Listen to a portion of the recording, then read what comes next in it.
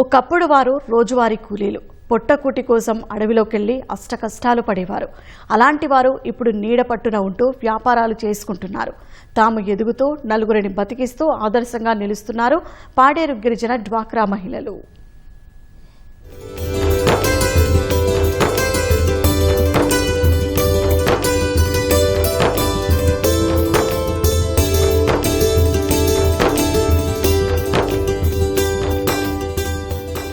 అవకాశాలను అందిపుచ్చుకుంటే జీవితాల్లో ఎలాంటి మార్పులొస్తాయనే దానికి ఉదాహరణే పాడేరులోని ఈ గిరిజన మహిళలు.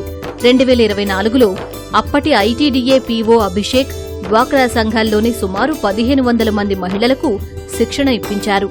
దాన్ని సద్వినియోగం చేసుకుని కొత్త జీవితానికి పునాది వేసుకున్నారు గంగా లక్ష్మి. గంగా భవానీ స్వయం సహాయక సంఘం పేరుతో పాడేరు అడవుల్లో దొరికే అడ్డాకులతో పర్యావరణ హిత విస్తరాకులు తయారు చేస్తున్నారు. ఇద్దరితో మొదలైన వ్యాపారం ఇప్పుడు పదుల సంఖ్యలో మహిళలకు ఉపాధి చూపుతోంది. అడవి నుంచి అడ్డాకులు తెచ్చే గిరిపుత్రులకు ఆదాయం అందిస్తోంది.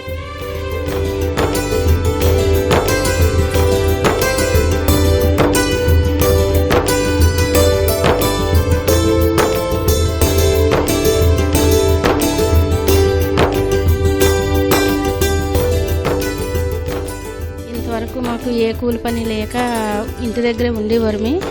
అడవి నుంచి తెచ్చిన అడ్డాకులు రేటుకి కొనుక్కొని ఇక్కడ కుట్టి రోజు వరకు కూలి పని చేస్తున్నాము. ఎండకి వానకి వెళ్ళకుండా నీడ పట్టినే ఉంటున్నాము. రోజుకి ఒక 200-300 ఆకులు తయారు చేస్తాం. మంచి కూలే కెడుతుంది. ఇప్పుడు ఎక్కడికి వెళ్ళలేం కదండి, ఇక్కడే కుట్టుకొని ఇక్కడే ఆవిడకి ఆడ మంచితనం చేసుకొని కుడతాం. కుట్టుకొని సాయంకాలం అవ్వసరికి మా ఇంటికి మేము వెళ్ళిపోతాం. ఆకులు కుట్టుకోనండి బాగానే గడుస్తుంది. వినాలంటే కొద్దిగా ఇబ్బంది పడేవాళ్ళం అండి. మరి ఆకులు అంటే ఇక్కడ పెట్టిన కాడి నుంచి ఇప్పుడు బాగానే ఉంది. షాప్కి వేస్తే కొద్దిగా ఆ రేటు పడ్డాక ఆ రేటుకి ఇస్తాం. బయట మా ఇంటి దగ్గర తీసుకున్న రేటు ఒక రేటుకి ఇస్తాం. ఇంటి పని చేసుకొని ఖాళీ టైంలో పని చేసుకుంటాం. మా పిల్లలకి ఖర్చుకి మా ఇంట్లో ఖర్చుకి పర్వాలేదు. సీజన్ లేనప్పుడు దొరకదు సరి ఆకు. సీజన్ ఉన్నప్పుడే ఎక్కువ అమౌంట్తో స్టాక్ వేసుకోవాలి. స్టాక్ వేసుకుంటే మళ్ళీ సంవత్సరం అంతా మా దగ్గర ఎప్పుడు అయినా ఆకులు ఉంటాయి. ఇప్పుడు కొనుక్కోపోతే తర్వాత స్టాక్ మా దగ్గర ఉండదు. మేము కుట్టడానికి ఉండి ఇవ్వడానికి అవ్వదు. వ్యాపారం అన్నాక ఒడిదుడుకులుంటాయి. వీళ్ల వ్యాపారానికి అవరోధాలొచ్చాయి. ఆరంభంలో మార్కెటింగ్ తెలియక నష్టాలు చవిచూశారు. వాటికి వెరవలేదు. వ్యాపారం వడ్డించిన విస్తరి కాదనుకున్నారు. ఒకప్పుడు సంతల్లో విస్తరాకులు పట్టుకుని విక్రయిస్తే ఇప్పుడు విశాఖ, హైదరాబాద్, బెంగళూరు నుంచి ఆర్డర్లు వెతుక్కుంటూ వస్తున్నాయి. ప్రస్తుతం ఉన్న 2 యంత్రాలు సరిపోనంత బిజీ అయిపోయారు. సుమారు 1500 మంది ట్రైనింగ్ ఇచ్చారు సార్, కానీ ఎవరు చేయడానికి ముందుకు రావట్లేదు. అయితే మాకు చెయ్యాలనిపించింది. కష్టాన్ని నమ్ముకోవాలి, కష్టపడాలి. దీనికోసం ఏంటో తెలుసుకుందామని మేము కష్టపడ్డాం సార్.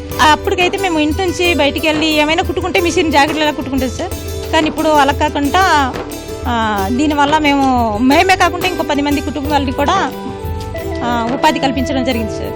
బంధన్ బీడీవీకే పెట్టిన నుంచి కొంచెం పర్లేదు సార్. బయటకు వచ్చి పని చేసుకోవడం వల్ల నలుగురితో మాట్లాడగలుగుతున్నాము. వ్యాపారం ఎలా చేసుకోవాలన్నది తెలిసింది సార్. స్టార్టింగ్లో అయితే చాలా లాస్ వచ్చింది సార్. ఆ బాధల్లో కూడా మేము వదలలేదు సార్. లోన్ తీసుకున్నాం సార్. లోన్ డబ్బులు అలా పెట్టుకుంటే ఈరోజు లాభాల్లోకి తీసుకొచ్చాం సార్.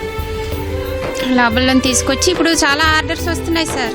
కానీ మాకు ఇంకో 2 మిషనరీ గవర్నమెంట్ ఏర్పాటు చేస్తే ఇంకా ముందుకు తీసుకెళ్తాం సార్. ఇంకా ముందుకు తీసుకెళ్ళి ప్లాస్టిక్ మొత్తం నిషేధం చేసి ఇదే మన పాడేరులో సేల్సింగ్ చేద్దామనేసి అనుకుంటున్నాం సార్. ఐటీడీఏ అధికారులు ఇంకా ప్రోత్సాహం అందిస్తే వ్యాపారాన్ని మరింత విస్తరిస్తామని ధీమాగా చెబుతున్నారు ఈ గిరిజన మహిళలు. గిరిజనాభివృద్ధి సంస్థ ద్వారా ఎంతో మంది మహిళల్లో ఆర్థికంగా స్వావలంబన దిశగా ఎదుగుతున్నారు. ప్రభుత్వం సహాయ సహకారాలు మరింత అందిస్తే ఇంకొంది మంది మహిళలకు కూడా సహాయం చేసేందుకు సిద్ధంగా ఉన్నామని కూడా చెబుతున్నారు. కెమెరామ్యాన్ నరేష్తో కృష్ణంనాయుడు, ET న్యూస్, పాడేరు నుంచి.